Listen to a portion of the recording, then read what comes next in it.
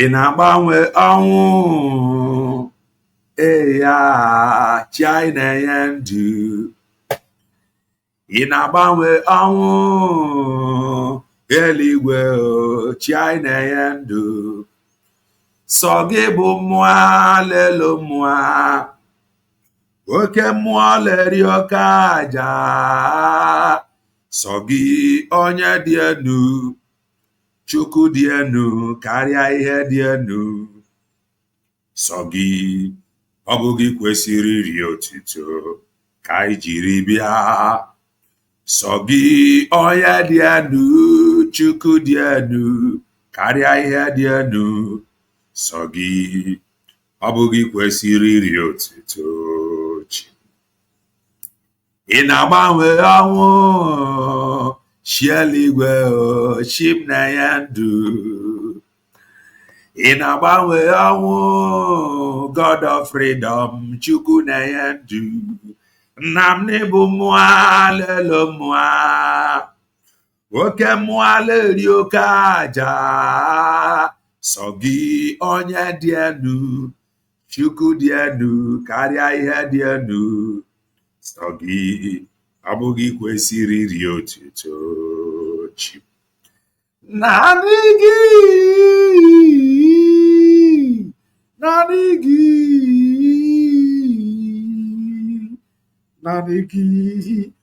Ọ bụ gị kwesịrị iri otuto chi. Igbo bụ Igbo.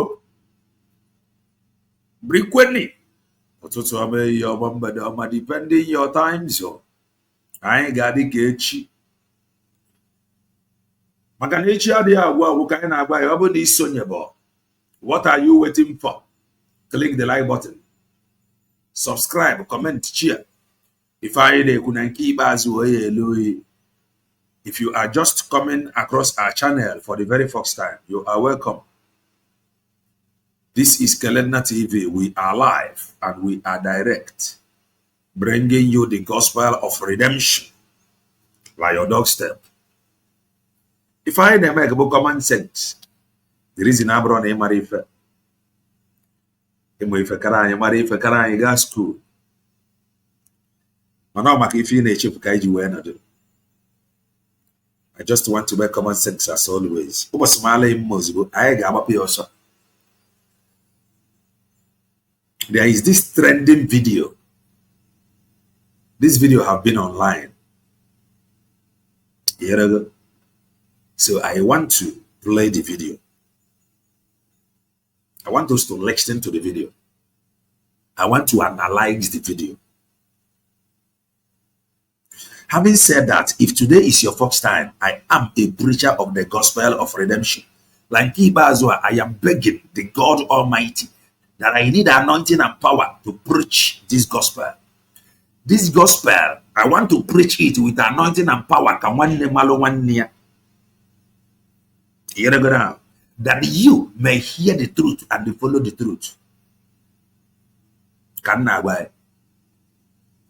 I am a content creator and political analyst. Let us go and listen to that very video. Video of Dr. Ngozi Orabueze. Why mere ife mobile ndị mmadụ ya lee. O mere ife when all was still afraid, she stood her ground. O mere ife when all was still confused. At least all got na record that no Ghana plan for a declaration of United States of Biafra, that the leader, the planner, the head was invited, detained. She tinye n'isi ya kolia. I had a record. Here you go. So because of that and the message, protect the mandate, I hopefully. Now one day I'm working. Now but over I say hopefully I'm a match as to one I na one day I'm working my zep and choco after over when you are easy for Pabo.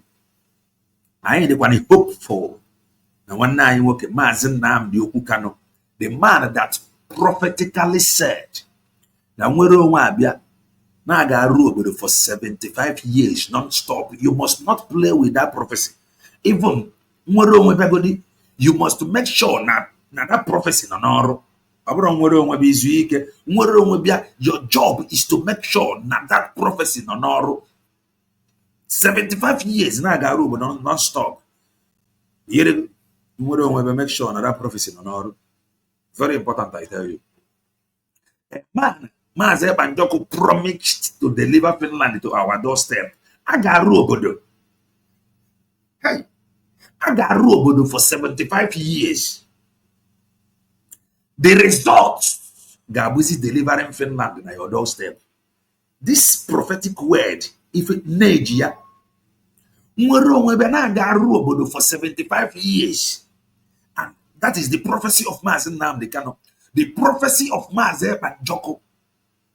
But that he will deliver Finland to your doorstep. So, Aru Obodo for 75 years, the result, Gabo, the delivering of Finland to your doorstep. So, if we are the reason why he did that very word, so strong, Agaru Obodo 75 years, Maazị Banjoko, he want to deliver Finland to your doorstep. So, don't sleep, don't rest, don't wait. Ruaya for 75 years. Area for 75 years, we automatically give birth to Finland by your doorstep. That is that. Let us now go and listen to that very program.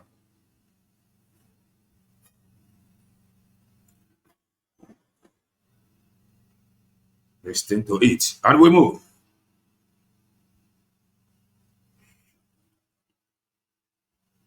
Listen. Let me quickly come to the men on ground issue. And again, I saw some social media voices and stuff like that. Social media voices and stuffs like that. Social media, different voices. They are saying something that social media. She saw. And she want to address it now. Social media voices. As a leader, when you listen to some social media voices, instead of you coming against those voices, where you from here? She want to address. Some people had the cry of us, that social media, asking, can you please account for? Fair question. Listen. Again, everyone should know that my job as the Chief Security Officer of the United States of Biafra government and the whole Biafra land, the 40 states, is to protect everyone. Exactly. Safety and security is my number one priority. That cannot be compromised. Yes. Can such a person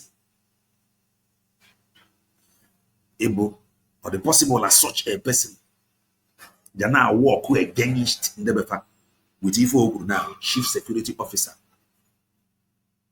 or the such a person or walk against the interests of her own people?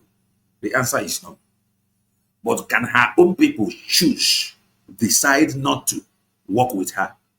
The answer is yes. The answer is yes. Let's continue to listen. We have 40 states in the United States of Biafra created.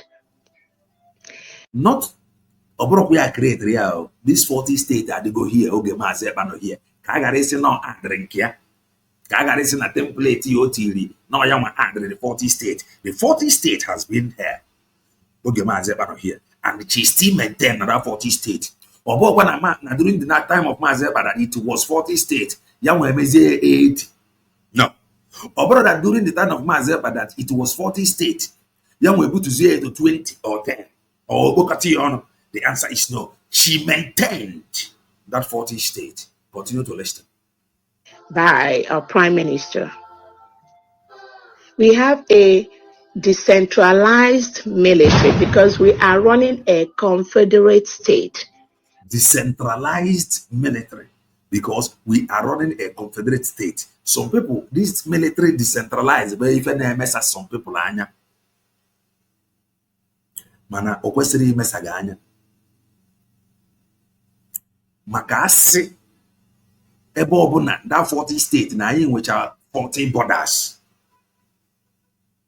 The military have to be decentralized.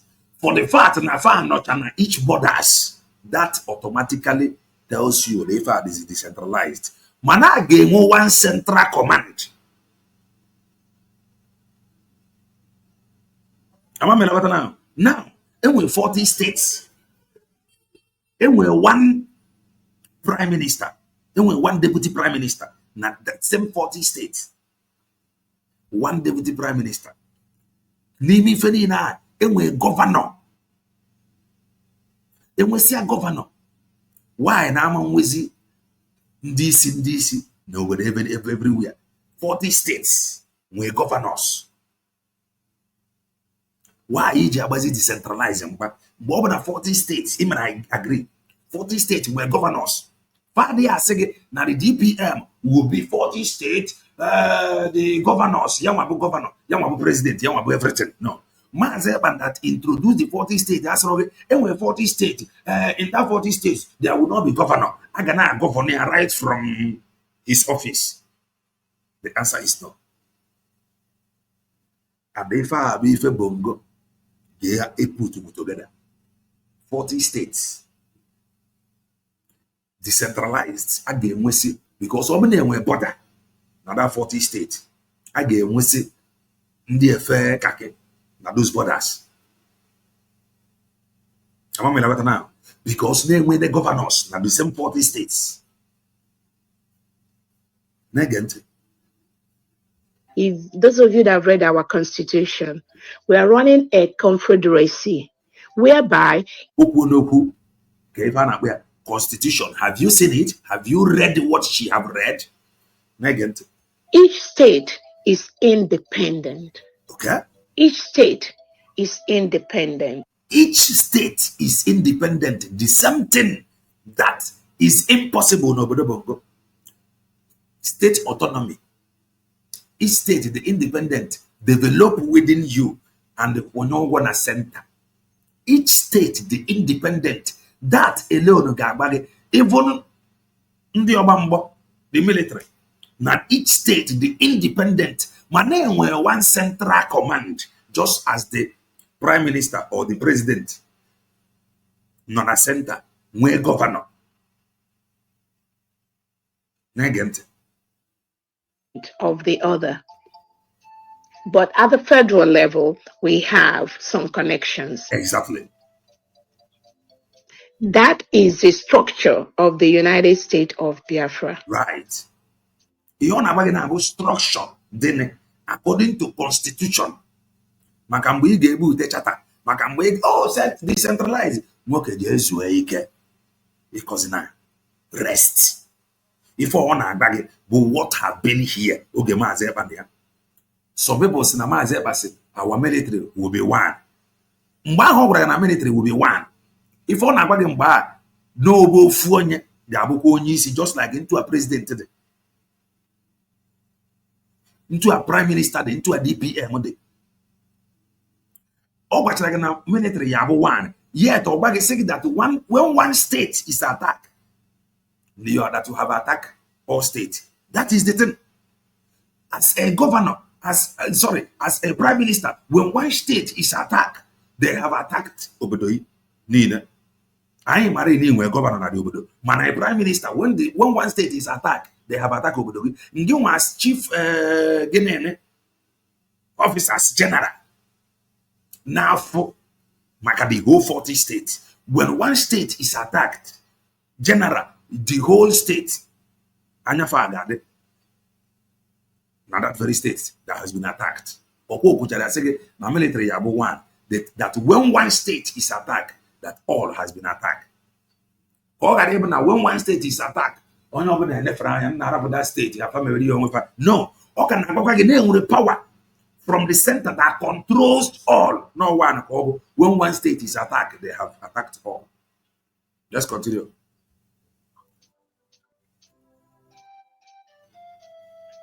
I truly appreciate all the men and women that have been in Biafra land, Okay. in the military, in the defense, Okay. protecting our land. Exactly.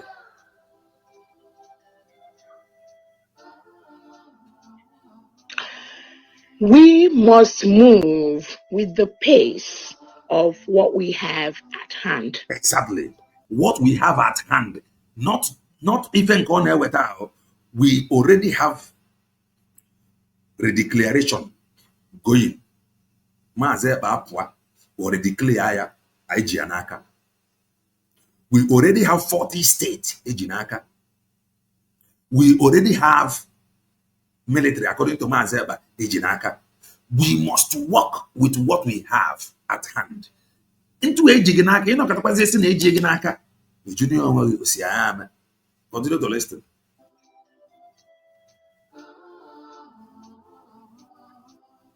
We must move with the realities on ground and the realities of the status of the new nation. We must move with these realities on ground. Reality on ground. What is that reality on ground? If I the reality and the plans of the government, can they move with? Can they the plan of the government? Let me take that place back. Just a little. Listen. We must move with the realities on ground. We must move with reality on ground. With the reality. What is the reality?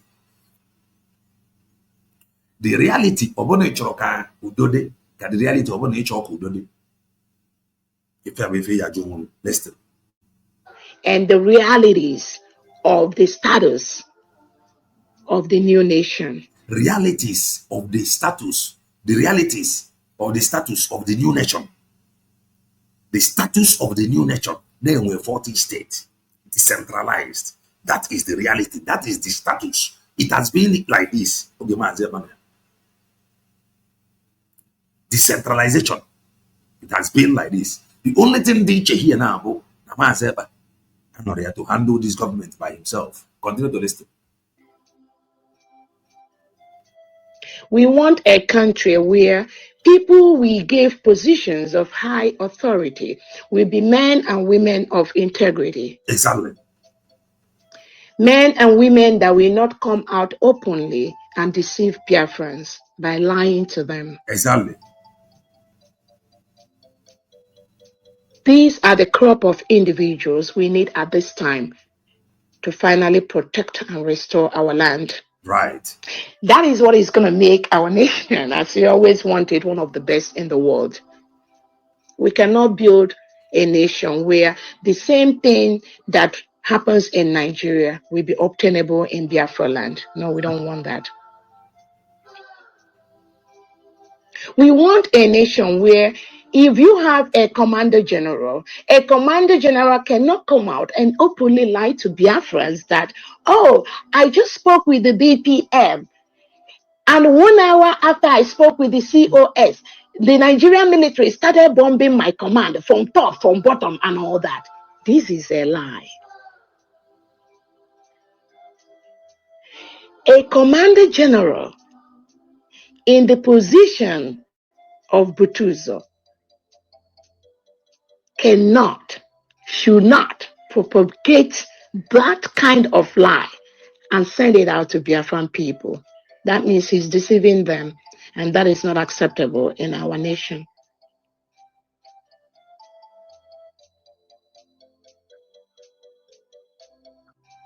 Even if the paid agents of the Because of that, all this gossip, many of them their gang contributed to what is happening.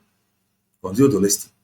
Nigerian state are on social media using such lies and spreading it just to make sure that their plans with Ohaneze, with the delegitimized governors, they disturb me or they disturb the cabinet.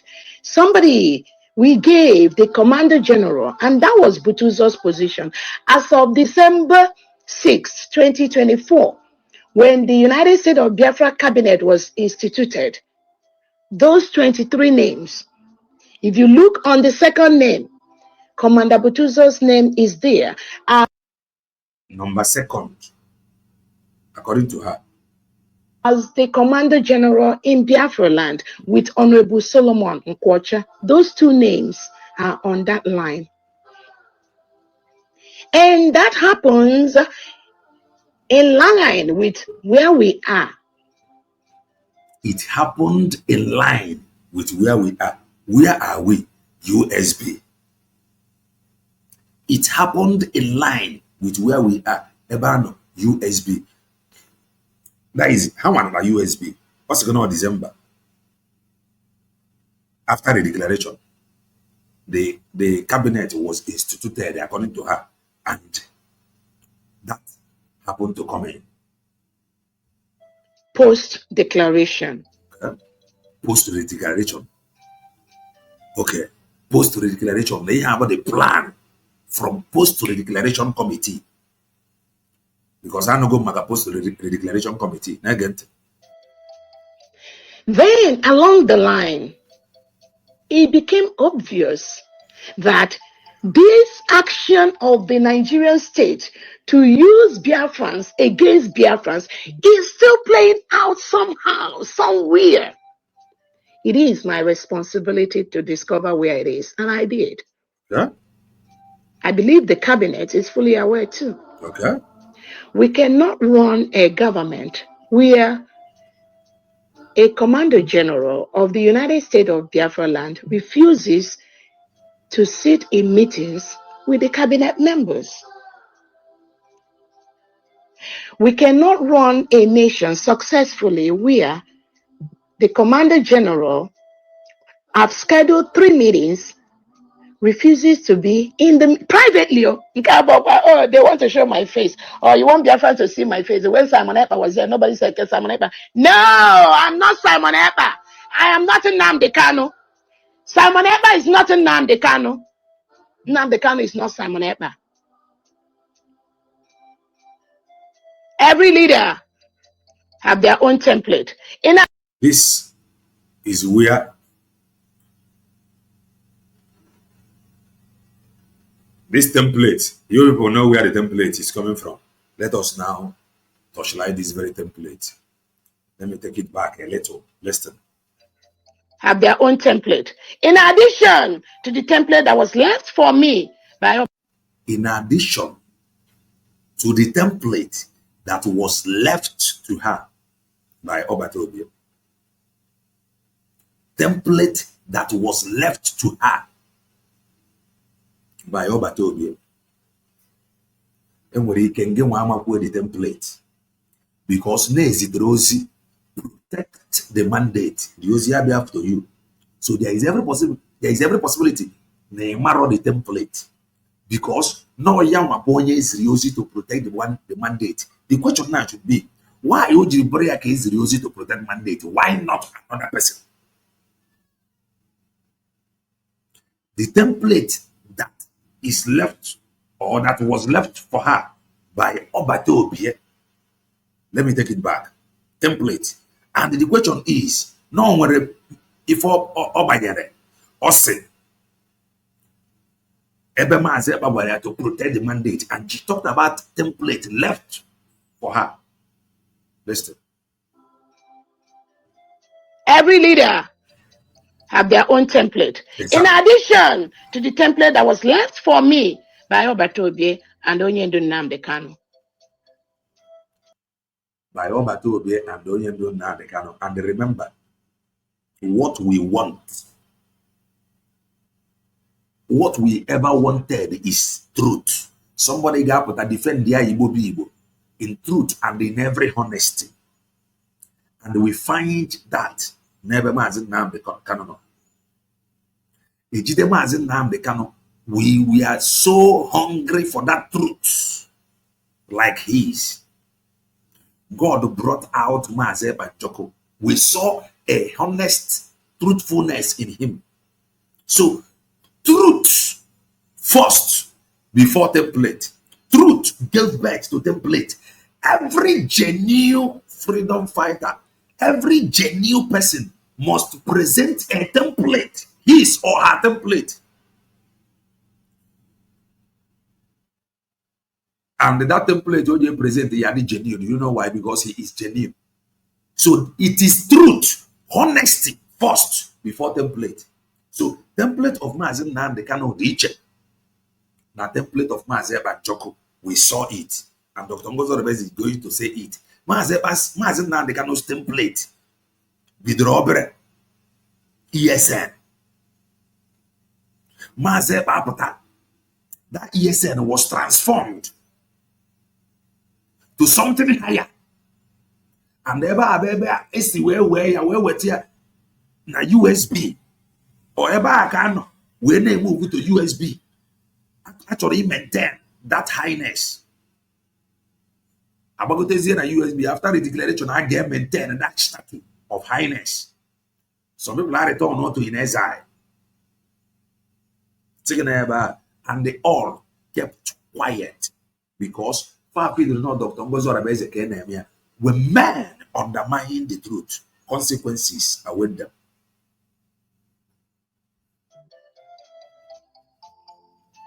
When the Prime Minister dissolved the ESN and collapsed it into BLA and BDF, nobody questioned that. Not that nobody questioned that. People questioned. Even some DOS members, those that believed on them so much, they questioned it. In fact, some of them continue to lie to themselves that it never happened.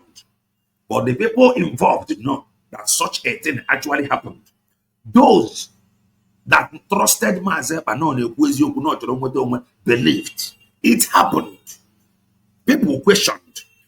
But Mazepa, being a truthful person that all have seen, that he is honest. So whatever he do, people saw truth in it. People see truth in it. People key in. Everybody keyed in. People questioned. But truth supersede. Because the truth he have to offer supersede those that was questioning it. He moved them from Ndi Ochunta to them where agrema. Omeria, onyo banafria. The Prime Minister knew the reason why he did that. He knew the reason why he did that because every genuine and the honest person must take decision guarded in line with his genuineness and his truthfulness. He knew what was the best for that moment. He acted as the occasion demand. Oh man, now upgrading this thing about the best, and he did it. The mediocre individuals was there questioning it. He moved with speed. And he did not consult Mazi Nnamdi Kanu before doing it. He did what he know to be right. And he did it because he know they found the right. And our people keyed in because we saw him as a truthful and honest person. Never you followed. He did not consult anybody. He did what he know to be right. Maybe that was why he said that he is ready to do anything that is good. He is ready to take any blame. That if Mazi Nnamdi Kanu comes out and he said that he was wrong, that statement alone will that he is no longer following everything how Mazi Nnamdi Kanu left it. He is now doing the right thing, bringing his own patterns and strategies. That was why he used that word. If Mazi Nnamdi Kanu comes out and he said that he was wrong, he is going to apologize and ask him to lead. He just introduced his own pattern and strategy. That was why that word came in. Because a whole people was complaining, oh, ESN, why liberation? Why this? Before he used that word. And our people did it because we saw him as an honest person. Let's continue. When Nnamdi Kanu comes out, he must contact Simon Ekpa and ask him, Nnam, What happened? Why? He must. Do you know why she used that word, must? Maka na ọ bụrụ na ọ bụ Biafra, ị ga-contact ya. It is a must ma ọ bụrụ na ọ Biafra. Mana ọ bụrụ na ọ bụ Biafra, you can start your own. Continue to do it. Ya weta anyị ji ekwu okwu peace. It does not matter who is involved. If truly it is Biafra, it is a must you make peace. Not because of the person, but because of Biafra. So if it is Biafra, it is a must that Mazen Nnamdi Kanu will contact Mazeba. If we go to ESN, the ESN are collapses into Liberation Army. What happened? He will explain because it is Biafra. It is a must. The white painted hair woman, oh, template. I think we are doing justice to it now. Why did you do this? That would be the right thing to do. He will explain. Then he will give him the template, the laydown, the history, the circumstances. The circumstances. As the occasion demands, the circumstances. Very important. All the things that happened. All the things that have happened. That was why we told you here. Mazeba Boyenwe final say, he is going to call all of them at Zoom meeting. The gangsters will come. They will talk their own. It will take months. You got to go now. The USB really declared, we talk their own and where they are. Makanoya, when if any, the circumstances, the gangsters will tell him the reason why, the circumstances, the reason behind them refusal, behind their refusal of accounting for when our people needed it most to know for them to move forward with speed. Haga got the reason why they refuse to account for. Ngozi Orabueze the reason why she have to move forward with USB declared and the people that is available, the circumstances, the reason why she is doing what she is doing, the circumstances. When he was out, that made him take that decision. That is leadership. That is leadership. Very, very simple. If it is Biafra, you will call. Why did you do this? They will explain the circumstances behind, the reason behind that action. Because every action, when reaction, no smoke without fire. If it is for Biafra, that call must be made and the explanation must be given. Our people did not just wake up and begin to ask for account. Something happened and actually moved to another phase. So, as the occasion demands, because nega and account for that for you to build trust. Listen. Anything short of that, then that's a mistake. Anything short of that is a mistake. Anything short of that is a miscarriage. Anything short of that is no longer Biafra. It is now personal interest. It is now personal gain. Anything short of that. We don't know this. It is a mistake. It is a miscarriage. It is no longer Biafra. Not that it will affect Biafran people, because Biafran people already made up their mind on where to go, who to follow. Exactly. So we have a new nation. The understanding is, apart from the paid agents of the Nigerian state, those that are held or hold in high authority must, when I say must, it's a capital M-U-S-T, what? Must be disciplined. Be disciplined. It is a must.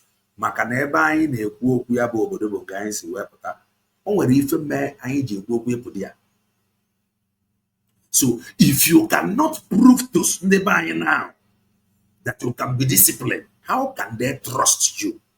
If you cannot prove to them now that you can actually protect them, how can they trust you? It is a must. It is a must. Discipline. with the government, with the cabinet. It is a must. You work with the government of the day, USB, Ebano.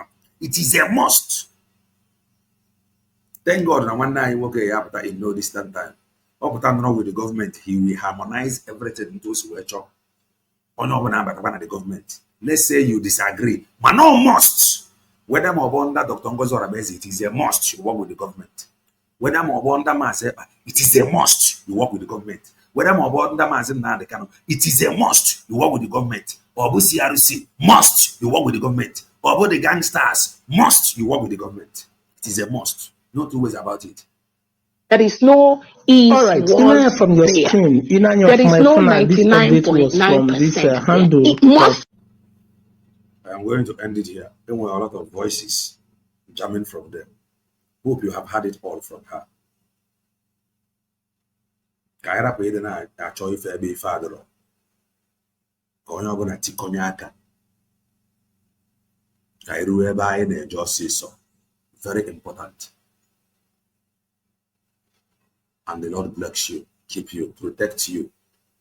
Every supporter of truth, may the Lord protect you. May you be preserved by God. Okay, brother, belly as. Okay, actually, ya job, mocholo ya job, but okay, belly ya kwensu. Nde mwago obi mpume. Obi nozie yane, obi nozie imili. Ke mata na anyị niile bụ otu ka ndị be anyị jụọ oyi ka ọ maka mere Igbo bụ Igbo ka anyị wee tie mkpu ọṅụ ma ṅụrụ ya ọṅụ wee tikuo eze chi okike wee sị ya na ọ na-adị mma n'ezie n'aha Chukwu abịa ma onye pụrụ ime ihe niile ise bye for now.